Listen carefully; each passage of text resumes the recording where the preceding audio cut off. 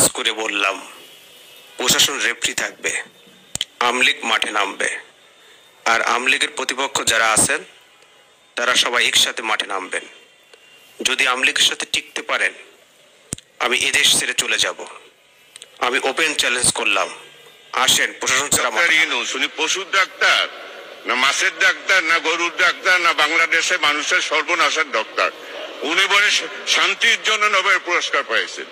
যত অশান্তি উনি বাংলাদেশে ঘটাবার জন্য এ পর্যন্ত যা করছে, বাংলাদেশের পয়সা উন্নতি করে অনেক ভালো করে না, ক্ষতি করে এসেছে।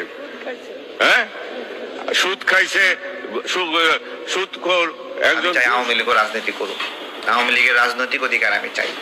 দল হিসেবে তাদের কোনো ব্যক্তি যদি অপরাধ করে তার বিচার হোক, কিন্তু এই দলের রাজনৈতিক গুরুত্ব বাংলাদেশে অনেক গুরুত্বপূর্ণ। একটা আওয়ামী লীগ তৈরি করতে অন্তত 50টি পদ্মা সেতুর মতো ব্যয় হয়েছে অন্তত।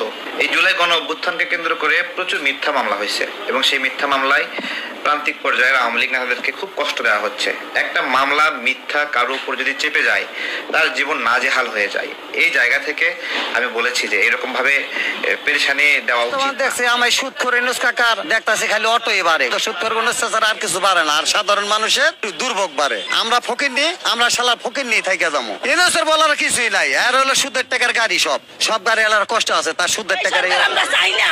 এই সরকারে আমরা এই সরকার বয়সে ভর্তা আমরা শ্রমিক লাগতি, এই শ্রম ভবন কারে দিয়া, এই শ্রমিক দিয়া, এই পুলিশ বাহিনীর পোশাক